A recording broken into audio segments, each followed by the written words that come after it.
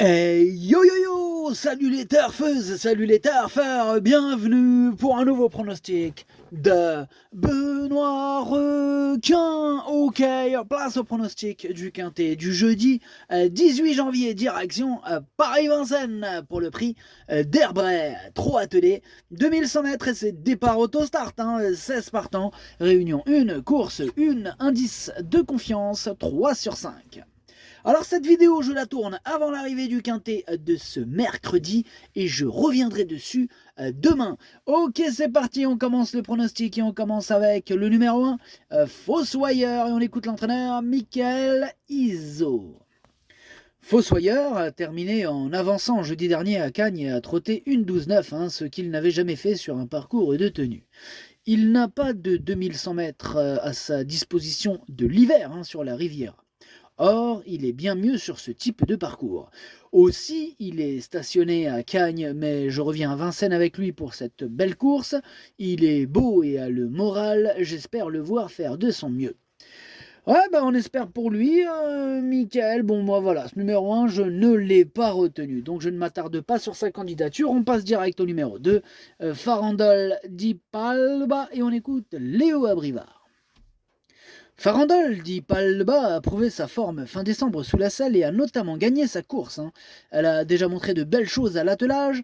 Pour son retour dans la spécialité, le départ à l'autostart sera un atout. Elle a conservé un bon niveau de forme. On a hérité d'un numéro avantageux. Sans les plus jeunes, elle est à même de confirmer et très bien faire. Ah, c'est un danger pour moi ce numéro 2. Alors pourquoi pour moi, étant donné que je ne l'ai pas retenu? Ah, j'ai osé ne pas le retenir. Bon, en même temps, on ne peut pas tous les retenir. J'ai fait un choix, j'assume. Ce numéro 2, c'est lui mon gros regret et c'est lui mon cheval de complément en cas de non partant. Attention possible, cassage en vue. On passe au numéro 3, D3 Ice, et on écoute Damien Lecros. Le croc. Détroit Ice a passé beaucoup de temps à la plage, il a vraiment retrouvé du moral, a l'air d'être vraiment bien, mais va encore manquer de préparation pour une telle opposition, mieux vaut le regarder courir. Ouais, on va le regarder courir, je l'ai écarté ce numéro 3. On passe au numéro 4, Flamme, Julerie, on écoute Jean-Paul Gauvin. Flamme Julerie n'a jamais pu s'exprimer pour son retour à Vincennes alors qu'elle avait les ressources pour très bien faire. Elle me paraît très bien au travail. Pour autant, elle prend de l'âge, n'est pas toujours parfaite en locomotion. J'ai pu la travailler dans de bonnes conditions pour cette course. Le sol de piste est vraiment excellent. Je pensais partir en seconde ligne. Ici, elle doit s'illustrer. Eh bien, ce numéro 4, lui non plus je l'ai pas retenu, lui c'est un regret, c'est mon deuxième cheval de complément en cas de non partant. On enchaîne avec le numéro 5, Forever JL, et on écoute Jean-Luc Dersoir. Forever JL a eu un bon comportement le 1er janvier sur les 2850 mètres. Ici, il revient sur un parcours de vitesse sur lequel il a déjà brillé. Sans avoir une première chance, il est capable de se placer en fin de combinaison.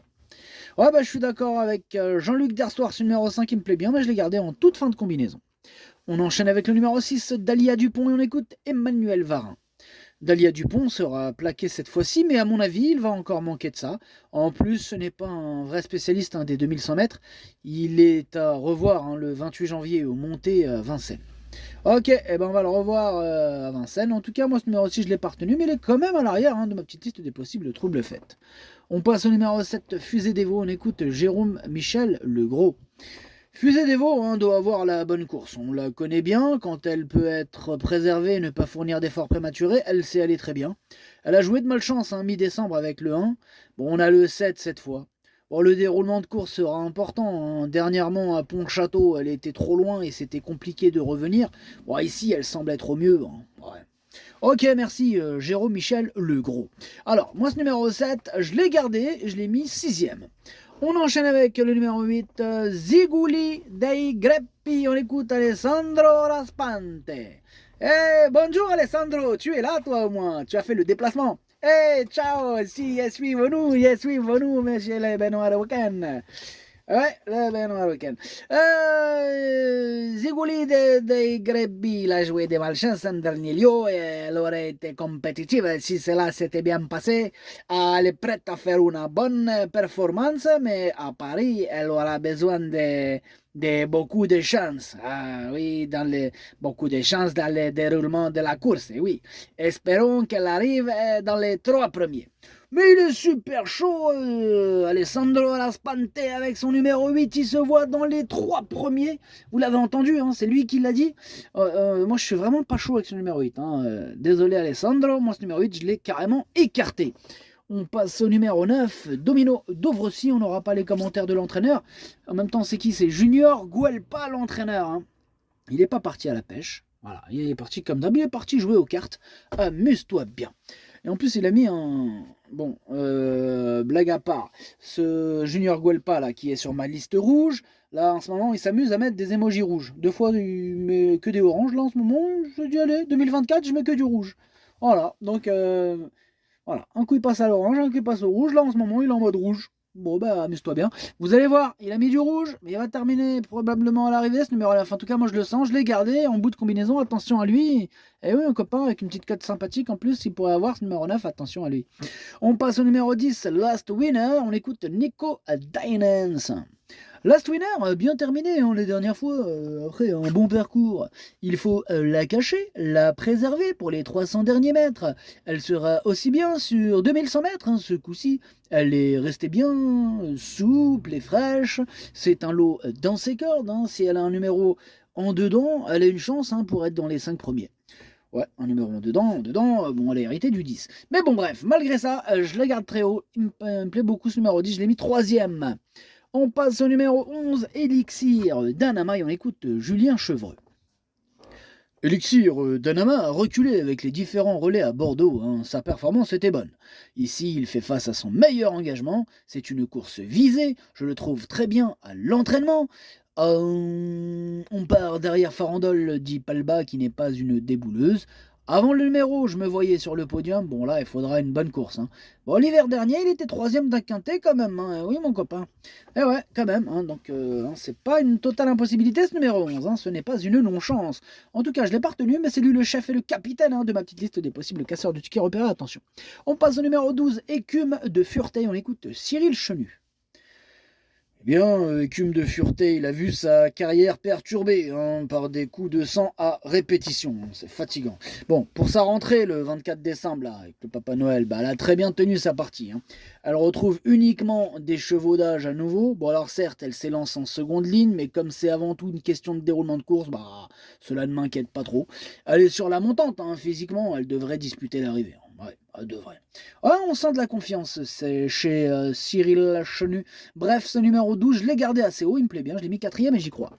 On passe au numéro 13, Hurricane River, on n'aura pas les commentaires de l'entraîneur, c'est Christopher Eriksson, il est parti pêcher tout seul, amuse-toi bien. Ce numéro 13, lui aussi je l'ai gardé très haut, il fait partie de mes préférés, je l'ai mis 2e. On passe au 14, Fidel Madrid, qui on écoute Emmanuel Varin. Fidel Madrid qui est en forme, venant de bien courir sous la selle, c'est un vrai cheval de 2100 mètres. Cela n'est pas dérangeant hein, qu'il parte en seconde ligne car il doit courir caché. Il faut une allure sélective, si tout se passe bien, il est compétitif. Ouais, si tout se passe bien, il est compétitif. Je suis d'accord avec Emmanuel Varin, moi je l'ai gardé 5e. On enchaîne avec le numéro 15, éditeur Laravel, et on écoute David Signé. Éditeur Laravel a vraiment bien couru en dernier lieu, gagnant facilement hein, dans une épreuve qui tenait la route. Cela a l'air d'être un lot dans ses cordes ici, il faudra un bon parcours, mais il n'est pas du tout hors d'affaire, nous dit David Signé. Bah moi ce numéro 15 je l'ai pas retenu, mais il est en plein milieu de ma petite liste des possibles troubles faits. Et on termine avec le numéro 16, c'est Zinco Top, et on écoute Gabriel Gelormini. Zinco Top a été préparé pour ça, hein. Il faut l'économiser dans un parcours, et 2100 mètres c'est en plein son sport, c'est aussi bien qu'il soit en seconde ligne. Ouais, bah il porte bien son nom, Zinco Top, il est au top, première chance, tous les feux sont au vert, hein, ce numéro, enfin... même son number 16, il n'y a pas de souci. Hein, vu sa classe, il peut tous les éclater normal. Bref, c'est lui mon préféré, je l'ai installé en tête. Le pronostic, ça donne 16, 13, 10, 12, 14, 7, 9, 5. Merci d'avoir suivi cette vidéo. N'hésitez pas à mettre un pouce bleu si la vidéo vous a plu. Pour accéder à tous mes tickets pour la course du Quintet, rendez-vous directement en description de la vidéo. À jouer avec modération. Bonne chance. Chopez-le moi. Ciao.